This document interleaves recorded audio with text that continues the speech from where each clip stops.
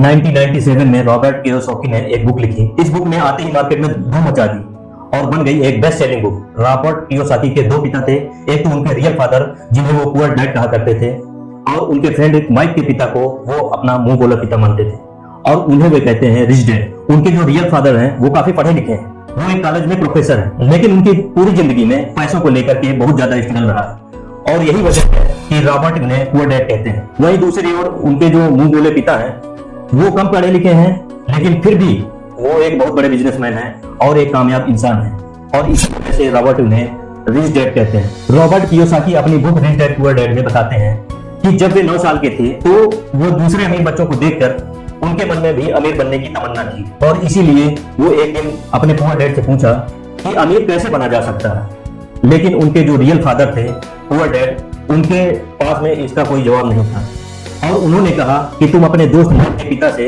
इसका जवाब पूछो, क्योंकि वो तुम्हें इस सवाल का जवाब अच्छी तरह से दे सकते हैं। और फिर रॉबर्ट अपने रिच डैड के पास जाते हैं और उनसे अपना सवाल पूछते हैं, और वहीं से रॉबर्ट की फाइनेंशियल एजुकेशन का ये एक महत्वपूर्ण सिलसिला शुरू होता है। उनके रिच डैड उन्हें लाइफ के डिफरेंट स्टेजेस पर अमीर बनने के और हमेशा अमीर बनने के लिए कुछ इंपॉर्टेंट लेसन बताते हैं, और इसी के साथ इस बुक में वे कई सारी चीजें बताते हैं जिसकी वजह से पैसों को कैसे मेंटेन किया करना चाहिए, पैसे को काम पर कैसे लगाएं, और ऐसी कौन सी गलतियां हैं जिसकी वजह से गरीब हमेशा गरीब ही रहता है।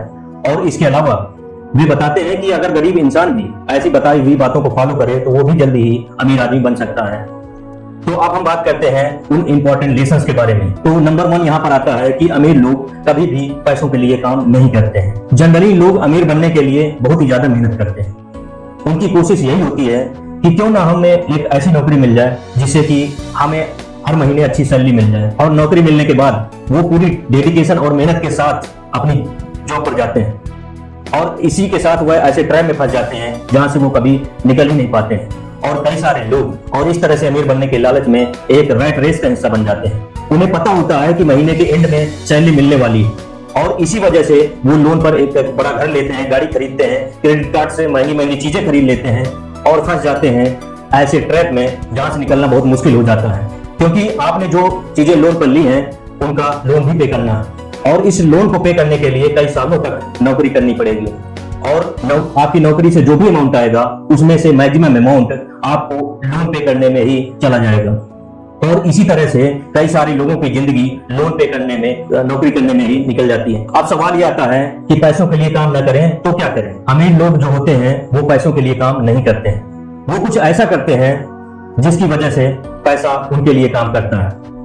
और वो क्या ऐसा करते हैं, इसका जवाब आपको आने वाले कुछ पॉइंट्स में मिल ही जाएगा। लेसन नंबर 2, लोगों को फाइनेंशियल एजुकेशन सिखाना क्यों जरूरी है। दूसरे लेसन में रिच डैड ये सिखाते हैं कि इंसान को पैसे के समझ बहुत ही ज्यादा जरूरी है, लेकिन आमतौर पर दुनिया के हर देश में हर तरह की पढ़ाई होती है सिवाय फाइनेंशियल एजुकेशन के। ऐसा इसलिए क्योंकि एक सिस्टम बना हुआ है कि खूब पढ़ो, अच्छे नंबर लाओ और फिर एक अच्छी नौकरी करो। लेकिन सच्चाई ये है कि किसी तरह की जॉब आपको कभी भी अमीर नहीं बना सकती। मान लीजिए कि कोई भी इंसान पढ़ लिख करके मेहनत करके डॉक्टर इंजीनियर बन जाता है, लेकिन वो 9 to 5 की नौकरी के चक्रव्यूह में फंसकर रह जाता है, जैसा कि हमने फर्स्ट पॉइंट में बात की थी। और इसी 9 to 5 के चक्रव्यूह से बाहर निकलने के लिए रिच डैड ने एसेट्स और लायबिलिटी के बारे में बताया है। एसेट्स उन चीजों को कहते हैं जो आपकी जेब में पैसा डालती है, और लायबिलिटी उन चीजों को कहते हैं जो आपकी जेब से पैसा निकालते हैं। एग्जाम्पल के लिए अगर आपने किसी घर को रेंट पर दिया है तो उससे हम कहते हैं एसेट्स, क्योंकि वो घर आपकी जेब में पैसा डाल रहा है। वहीं दूसरी ओर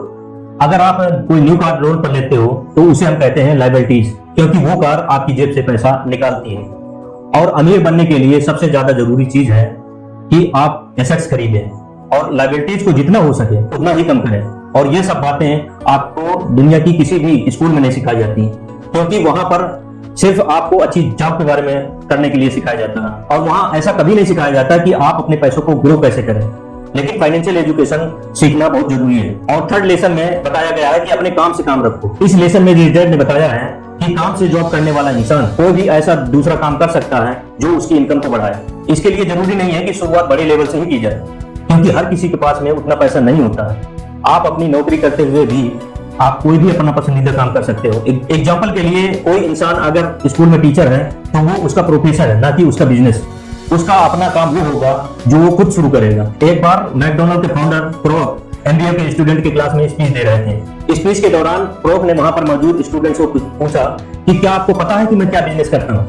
तो सभी स्टूडेंट ने यही कहा कि आप हैमबर्गर के बिजनेस में। और ये जवाब सुनकर प्रोफ को हंसी आ जाए। फिर उन्होंने कहा कि मैं हैमबर्गर के बिजनेस में नहीं हूँ, क्योंकि मेरा काम है रियल एस्टेट का। ऐसा इसलिए क्योंकि जब भी कोई मैकडॉनल्ड की फ्रेंचाइजी खरीदना चाहता है, फिर उसे उस जमीन की खरीदारी भी करनी पड़ती है। और आप खुद देख लो, आज पूरे वर्ल्ड में मैकडॉनल्ड रियल एस्टेट का सबसे बड़ा इंक्वायर बन खड़ा हुआ है। रिच डैड रॉबर्ट कियोसाकी को सिखाते हैं कि कैसे यहाँ ज्यादातर लोग बाकी सबके लिए तो काम करते हैं, लेकिन खुद के लिए काम नहीं करते। इसलिए इंसान को चाहिए कि अपना फोकस खुद पर भी करे। लेकिन इसका मतलब यह भी बिल्कुल भी नहीं है कि आप अपनी नौकरी छोड़ दो। वो तो ये कहना चाहते हैं कि आप अपनी नौकरी के साथ साथ आप एसेट वाले पहलू पर भी फोकस करें। नेक्स्ट लेसन है कि आप सीखने के लिए काम करें, पैसों के लिए नहीं। रॉबर्ट कियोसाकी अपने बुक में बताते हैं कि एक बार सिंगापुर में इंटरव्यू एक फीमेल जर्नलिस्ट ने लिया था और उसने उन्हें यह बताया था कि उनका सपना एक बेस्ट सेलिंग राइटर बनने का था, लेकिन वो नहीं बन पाई। उस महिला के लिखने का तरीका काफी अच्छा था और रॉबर्ट ने उसे कई सारे लेख पढ़े भी थे। तो इसलिए रॉबर्ट ने उस महिला को सेल्फ स्टेमिंग का कोर्स करने के लिए सलाह दी। लेकिन वे सुनकर वह महिला नाराज हो गई, क्योंकि वो बहुत ज्यादा पढ़ी लिखी थी और उसके पास में मास्टर की डिग्री थी और उसके हिसाब से सेल्स का काम सीखना उसके स्टैंडर्ड का नहीं था। रॉबर्ट कहते हैं कि दुनिया कई सारे पढ़े लिखे स्मार्ट लोगों से भरी हुई है, लेकिन पॉइंट यह है कि पैसा कमाने के लिए सिर्फ टैलेंट की जरूरत नहीं होती है। आपको यह पता होना चाहिए कि आप उस टैलेंट को कैसे भुना सकते हो। और जब तक आप ये नहीं जानोगे, तब तक आपका सारा टैलेंट बेकार है। और उसी लड़की की तरह कई सारे लोग सीखने के लिए काम नहीं करते हैं।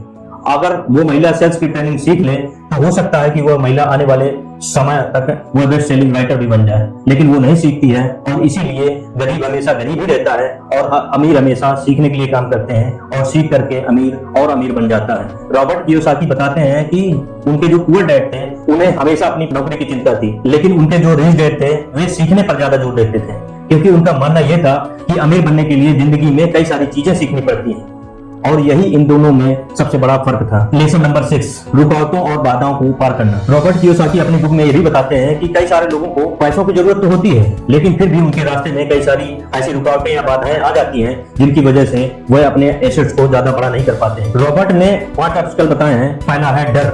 दुनिया का कोई भी इंसान हो, उसे पैसों का नुकसान तो बुरा लगता ही है। पैसों को गंवाने का डर अमीर को भी बहुत सताता है, लेकिन प्रॉब्लम यही है कि पैसा का नुकसान होने के बावजूद भी उस कंडीशन से निपटा कैसा जाए। इंपॉर्टेंट ये है कि आप अपने फेलियर को कैसे लेते हो। अमीर और गरीब के सबसे बड़ा फर्क ये होता है कि वो अपनी सफलता का मुकाबला किस तरह से करते हैं। सेकंड जो ऑब्स्टिकल है वो है डाउट। पैसे को इन्वेस्ट करते समय हम सबके मन में डाउट होता है, जो कि हमें जाम कर देता है। हर किसी के मन में सवाल होता है कि अगर मैं इन्वेस्ट करूं और पैसा डूब गया तो क्या होगा, अगर सब कुछ मेरे बनाए गए प्लान के हिसाब से ना हुआ तो। इस तरह के सारे डाउट से हम लोग डर जाते हैं। जिस भी काम को हम करने की सोचते हैं वो शुरू ही नहीं कर पाते हैं और इसी तरह से हजारों मौके हमारी आंखों के सामने से गुजर कर चले जाते हैं और हम देखते रह जाते हैं। तीसरा ऑब्स्टिकल है आलस, जो कि इंसान का सबसे बड़ा दुश्मन है और इंसान को कभी भी आगे बढ़ने नहीं देता है। रॉबर्ट कहते हैं कि जो लोग सबसे ज्यादा बिजी होते हैं, असल में वही लोग सबसे ज्यादा आलसी भी होते हैं। जिंदगी में हर टाइम पैसों के लिए काम करने वालों को ये बात समझनी चाहिए कि किसी भी चीज को अति गलत होती है। चौथा ऑब्स्टिकल है बुरी आदतें। रॉबर्ट कहते हैं कि अगर 2 लोगों में कंपेरिजन किया जाए तो उनकी आदतों में बहुत ज्यादा फर्क होता है। साथ ही रॉबर्ट ये भी कहते हैं कि वो सबसे पहले खुद को रिस्पेक्ट दे और इसी वजह से खुद को फाइनेंशियली और इमोशनली ज्यादा मजबूत कैसे महसूस करते हैं। उनका कहने का मतलब यह है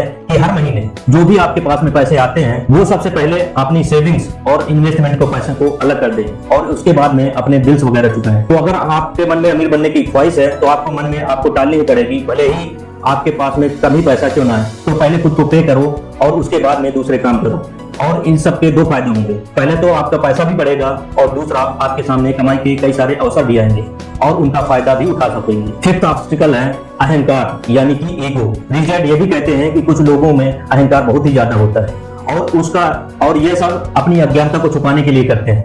वो कहते हैं कि उन्हें जो भी नॉलेज है मैं उसी की बदौलत पैसा बनाने में कामयाब होता हूँ और जो चीजें मैं नहीं जानता उनकी वजह से मैं अपने पैसों को गंवा देता हूँ। इसीलिए अगर किसी चीज की जानकारी आपको अच्छे से नहीं है तो अपनी ईगो को साइड में रख करके उस चीज को अच्छे से सीखिए। अगर आप ये करते हैं तो आप बहुत बड़े नुकसान से बच सकते हैं। तो चलिए हम इस वीडियो की समरी देखते हैं। तो सबसे पहले हमने बात की थी कि रॉबर्ट के 2 पिता थे, एक गरीब पिता और एक अमीर पिता, और अपनी 30 साल की लाइफ में उन्होंने रिच डैड से जो भी सीखा वो उन्होंने अपनी बुक रिच डैड और पुअर डैड में बताया। तो नंबर 1 लेसन था अमीर लोग पैसे के लिए काम नहीं करते हैं। नंबर 2 था लोगों की फाइनेंशियल एजुकेशन सिखाना क्यों जरूरी है। और इस पॉइंट में हमने बात की थी कि अगर आपको अमीर बनना है तो आपको एसेट खरीदने पड़ेंगे और लायबिलिटीज को कम करना पड़ेगा। लेसन नंबर 3 अपने काम से काम रखो। लेसन नंबर 4 सीखने के लिए काम करें, पैसों के लिए नहीं। और लास्ट पॉइंट था रुकावटों और बाधाओं को पार करना। वो इस पॉइंट में रॉबर्ट कियोसाकी ने पार्ट ऑब्स्टिकल बताए थे जिसकी वजह से आप अपने एसेट्स को पूरा नहीं कर पाते हैं। तो ये 5 ऑब्स्टिकल कुछ इस तरह के थे: डर, डाउट्स, आलस, बुरी आदतें और ईगो। और दोस्तों मैं आप सबको रिकमेंड करूंगा कि आप सबको यह बुक जरूर पढ़नी चाहिए। तो दोस्तों आइए मिलते हैं नेक्स्ट वीडियो में, तब तक के लिए जय हिंद, जय भारत।